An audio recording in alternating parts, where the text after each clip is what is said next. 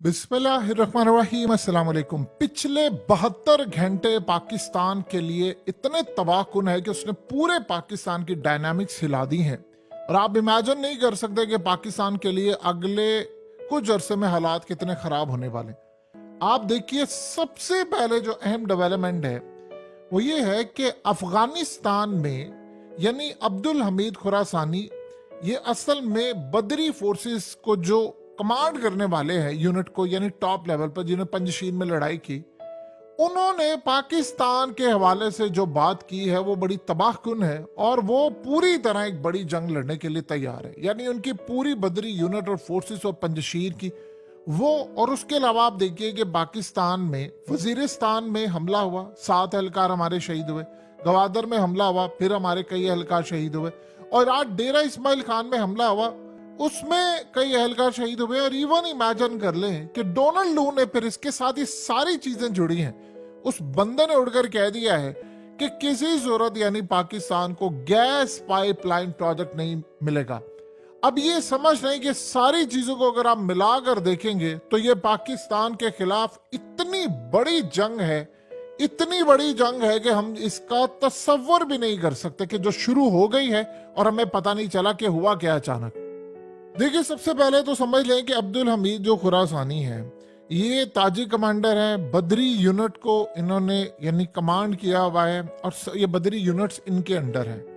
अब आप सोचे जरा कि इस वक्त उन्होंने पाकिस्तान की जान अचकजई की जो स्टेटमेंट थी, जिसमें हमने ये बात कही कि आप अटके ख्वाब के चक्कर में काबुल खो देंगे, तो आप ये सोचे कि उन्होंने कुछ अर्सा पहले एक बात की थी अपने कमांडर्स को बिठाकर।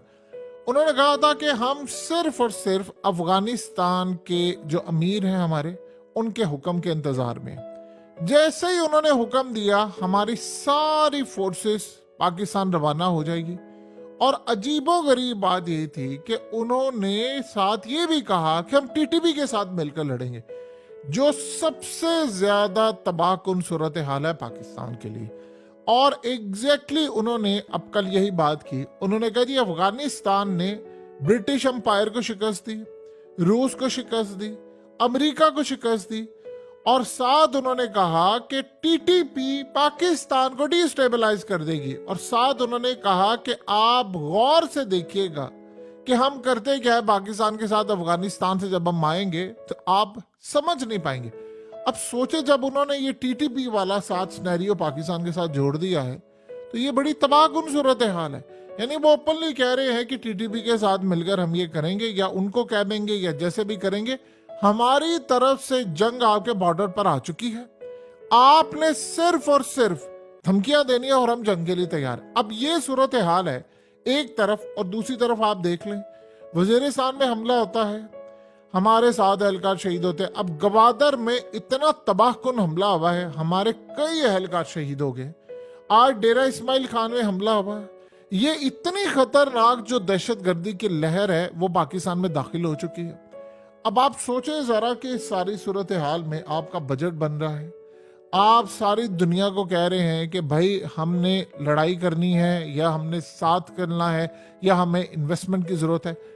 आप सोचे कि जैसे आप आईएमएफ के पास गए हैं, अब कोई मुल्क आपको पैसा नहीं देगा, यानी भूल जाए कोई इन्वेस्टर आपके मुल्क में आने वाला है। अब सारी सूरत हाल जब ये चल रही थी तो डोनाल्ड लू ने अब पाकिस्तान के हवाले से बात कह दी है। उसे कहा जी, अमेरिका किसी सूरत पाकिस्तान को ईरान से गैस पाइपलाइन प्रोजेक्ट मुकम्मल नहीं करने देगा। तो कहा हमारी ये, उसने कल आप सोचे कमेटी के सामने बैठकर कहा है। अब आप ये सोचे, ये बताएं कि इससे बड़ी मदाखलत क्या हो सकती है। ये मदाखलत भी है, ये साजिश भी है, ये तमाम चीजें हैं कि पाकिस्तान की 25 करोड़ आवाम मर रही है गैस से। और आप सोचे कि उन्होंने फैसला क्या किया, वो हमें वहां पर लाकर मार रहे हैं जहां सबसे ज्यादा हमें तकलीफ हो। यानी आपको अब 18 अरब डॉलर जो है वो ईरान को पे करने ही करने हैं। कहां से करेंगे आप पैसे पे, बताएं तो सही ना। चाइना को जाकर के गए ईरान को आप क्या चाइना को डालेंगे, जब अफगानिस्तान से हमारी लड़ाई हो रही है और वो अपनी यानी बदरी फोर्सेस जो है उनको वो लेकर तैयार बैठे हुए हैं कि भाई हम मारने के लिए आपको तैयार है, तब हम चाइना को नहीं डाल रहे। अब इस मामले में अगर हम चाइना को डालते हैं तो चाइना क्या खुश होगा, वो कहेगा भाई आपने मुआहदा क्यों किया था अगर आप अमेरिका के अंडर आकर ये काम नहीं करना चाहते। यहां से गले से आपको पकड़ा हुआ है अमेरिका ने इस वक्त, आप छुड़ा नहीं पा सकते अपना गला। ये जो बार बार हमें कहा जाता है वो जी अमेरिका हम पर पाबंदियां लगा देगा, आगे हम कौन सी कोई बड़ी आइडियल जिंदगी जी रहे हैं? दुनिया के आप बदतरीन मुल्कों में शामिल है, बदतरीन, चौथा आपका बदतरीन पासपोर्ट है। अफगानिस्तान की सूरत हाल बेहतर है, अमेरिका के उनके साथ मसाइल ना हो तो हमें सबसे एंड पर वो फेंक दे। अब सूरत हाल ये है कि उन्होंने आपको गैस पाइपलाइन प्रोजेक्ट तो मुकम्मल नहीं करने देना। 18 अरब डॉलर का ये टीका है, या तो अब आप ईरान को पे करेंगे, अब इंटरनेशनल कोर्ट में जाएगा, इंटरनेशनल कोर्ट में जाएगा, देन आपको फिर पैसा पे करना पड़ेगा। और ये पता था सारी दुनिया को कि अमेरिका ने हमें नहीं करने देना, हमने फिर उनके साथ स्टार्ट क्यों किया? और ये मामला तभी सेटल कर लेते ना, हमने इतनी देर। अब सोचे हर गुजरता जो दिन है, उन्होंने हमें डेडलाइन दी हुई है, हर गुजरता दिन आपको पैसे पे करने। अब इस सारे मामले को आप देखें कि इंटरनेशनल इन्वेस्टर भाग गया, दहशतगर्दी की लहर शुरू हो गई, हमारी सिक्योरिटी फोर्सेस पर हमले होते जा रहे हैं, एक के बाद दिन कोई गुजरा नहीं है पिछले 3-4 दिनों में कोई हमला ना हुआ, हमले हो रहे हैं। उसके अलावा आप देखें कि तालिबान की जो फोर्सेस हैं, अफगान तालिबान की बदरी यूनिट की फोर्सेस, वो कहते हैं हम आपके बॉर्डर पर आकर खड़े हैं, हम आपको मारने के लिए तैयार हैं, हमारी फोर्सेस एंटर होने के लिए तैयार हैं, हमें सिर्फ एक ऑर्डर का इंतजार है और वो हमें मिलते ही हम पाकिस्तान में एंटर होंगे। अब सोचो उन्होंने साथ ऐलान किया, ये पहले भी ये खुरासानी जो ग्रुप है ये पहले भी ये कह चुके हैं कि हमने टीटीपी के साथ मिलकर, तो एक चीज तो तय होगी जो पाकिस्तान का मौकफ कहीं ना कहीं बिल्कुल ठीक है कि भाई आपके मुल्क में अंदर से टीटीपी की हिमायत जारी है और ये मामला है। लेकिन इसका सोल्यूशन क्या है? बातचीत के अलावा ये लड़ाई नहीं हो सकता सोल्यूशन। आपकी मईशत ऑलरेडी कब्र में है, इन्वेस्टर आपके पास नहीं है, ऊपर से आप सोचें इस जंग के दौरान ईरान के आपका साथ देगा, सवाल ही पैदा नहीं होता। ना ईरान देगा ना कोई और मुल्क साथ देगा। हमने एक ऐसी जंग अब छेड़ ली है। देखिए इस सारे मामले पर बातचीत का मसला अगर ना हम हल कर पाए तो हमारी मईशत तो बड़ी तबाहकुन है। सो अब जो सूरत हाल पैदा हो रही है हमारे लिए वो क्लियरली इंडिकेट कर रही है कि हम एक तबाहकुन जंग में शमूलियत इख्तियार करने जा रहे हैं। क्योंकि वहां से देखिए एक बात ज़हन में रखिएगा, ये अब जो सिलसिला शुरू हुआ है दहशतगर्दी का, इसका मतलब है कि इंटरनेशनल प्लेयर्स पाकिस्तान को घेर चुके हैं। तो इसका मतलब है कि टीटीपी दोबारा हमला करने की कोशिश करेगी और टीटीपी के अफगानिस्तान में लिंक है, हमने स्ट्राइक करना है। उन्होंने अब हमें जो धमकी दी है, उन्होंने कहा है कि एक स्ट्राइक भी आपका हुआ, सिर्फ एक स्ट्राइक आपका हुआ तो आप देखिएगा उसके बाद फिर हम पाकिस्तान में चढ़ दौड़ेंगे। यानी वो इतनी, ये खास तौर पर अब्दुल हमीद खुरासानी ये तो धमकियां दे रहे हैं कि जी हमने ड्यूरेंट लाइन उखाड़ देनी है, हमने बॉर्डर उखाड़ देना, हमने ये कर देना, हमने वो कर देना। अब बताएं कि सारे मामले पर आप खड़े कहां पर हैं? 25 करोड़ लोगों का मुस्तकबिल इस वक्त दाव पर है। आप ये सोचे हैं कि हमें, देखिए ये बात कोई हमें अब से नहीं पता, अमेरिका का इन्फ्लुएंस बड़ा पुराना था। अब सिंपल सी बात ये है कि हमने काम किया क्यों है। या तो फिर आप डट जाए ना इंडिया की तरह, क्या दें कि ठीक है। आप याद रखें ये बात बड़ी अहम है, जो पाबंदियां इस वक्त रूस पर लगी है वो ईरान पर भी नहीं लगी हुई। रूस पर इतनी पाबंदियां लगी हैं दुनिया में जिसका आप और हम लोग अंदाजा भी नहीं लगा सकते। सो अब सबसे बड़ी बात यह है कि इस वक्त या तो आप इंडिया की तरह स्टैंड ले लेना कि ठीक है जी हमने S-400 लेना है, अमेरिका आप भाड़ में जाओ, जो करना है वो स्टैंड ले सकता है। वो तगड़ी मईशत वाले, उनको IMF थोड़ी कंट्रोल करता है, उनको अमेरिका थोड़ी कंट्रोल करता है। इत्तेहादी है अमेरिका उसका, ये ज़हन में रखिएगा। उसके बावजूद इंडिया ने उसको गले से पकड़ लिया। या तो आप खड़े हो जाए ना फिर उसकी तरह कि भाई हम रूस से तेल भी लेंगे, हम रूस से S-400 भी लेंगे, लगाओ तुम में हिम्मत है जो पाबंदियां लगाने की। तो या तो फिर आप इस तरह खड़े हो जाए ना ईरान के मामले पर, या आप ईरान से शुरू ही ना करते। अब आप बताएं कि आप 18 अरब डॉलर जो है वो कहां से आप पे करेंगे, कैसे पे करेंगे? अब इस सारे मामले पर ऊपर से एक लड़ाई आपके सर पर खड़ी हुई है और वो लड़ाई नहीं, वो बड़ी जंग है। अब सोचो जरा, हमारे सिक्योरिटी एहलकार शहीद हो रहे हैं, उन्होंने हमले शुरू कर दिए हैं पूरे मुल्क के अंदर, वो एक लहर आ गई है, हम बजाय आगे जाने के पीछे आ रहे हैं। अब बताएं आप इवन के छोड़े बाहर के इन्वेस्टर्स को, आप जो आम पाकिस्तानी है, ओवरसीज पाकिस्तान, उसको आप कह सकते हैं यार पाकिस्तान में इन्वेस्ट करो। सोल्यूशन एक ही था, आपको अमेरिका के चंगल से निकलना था, आजाद होना था, वो पाबंदियां फिर आपको बर्दाश्त करना थी। उससे आपने काम ये करना था कि आप चाइनीज कैंप में जाते, आप जाते रशियन कैंप में, या फिर उसके बाद आपको तेल सस्ता मिलता, लेते आप रूस से सस्ता तेल, कौम को आप यानी आजाद करवाते IMF के चुंगल से। ओवरसीज पाकिस्तानियों को आप कहें कि भाई इन्वेस्टमेंट भेजें, अब सोचें, जब तक आप ये सिनेरियो सामने नहीं रखेंगे ये मामला हल ही नहीं होने वाला। दूसरी जानिब आप ये देखें कि उनके जो ड्रिल्स हैं अफगानिस्तान के वो इस वक्त हो रहे हैं और वो अपनी तैयारियां कर रहे हैं। वो ऐसा समझ रहे हैं कि हम एक बहुत बड़ा मार्का लड़ने जा रहे हैं पाकिस्तान के खिलाफ, जो आज से पहले हमने कभी यह मार्का लड़ा नहीं है। तो वो कह रहे हैं कि जी हम बिल्कुल एक लड़ाई तैयार है हमारी और हम आ रहे हैं। आप सोचे जरा कि अब देखिए, एक बात तो हम अगर हमेशा से ये कहते हैं, ये हमारी बात में वजन है, टीटीपी के लिंक्स हैं अफगानिस्तान के, ये बात बिल्कुल ठीक है।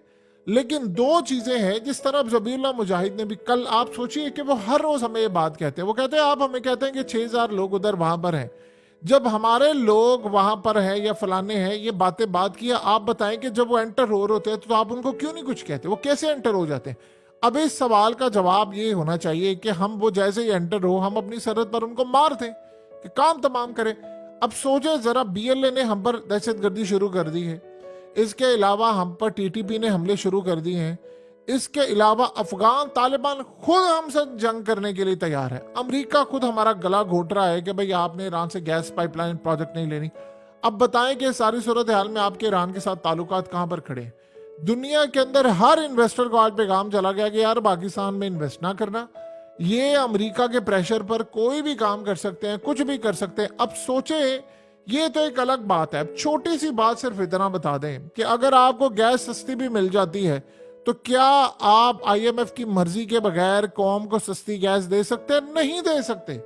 अब आप मुकम्मल भी कर लेते, अमेरिका का प्रेशर भी हैंडल कर लेते, जो हमने नहीं करना, तो आप कैसे गैस सस्ती दे सकते थे? ना आप तेल दे सकते हैं, ना गैस दे सकते हैं। हमने तो सब कुछ अपना दांव पर लगा दिया है।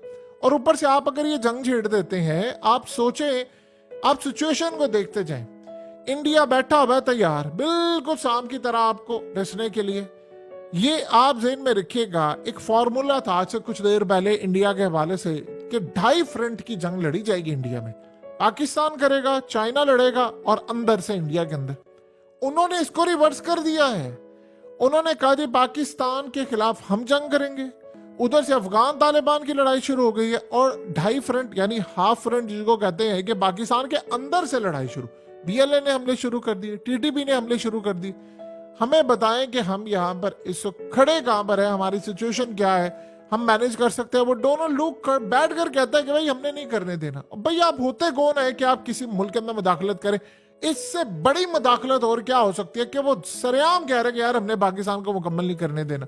इन्होंने तो इंडिया के बारे में भी कहा था कि हमने उसको S-400 नहीं लेने देना। क्या तुर्की को नहीं इन्होंने कहा था? नेटो का वो रुकन है, नेटो का।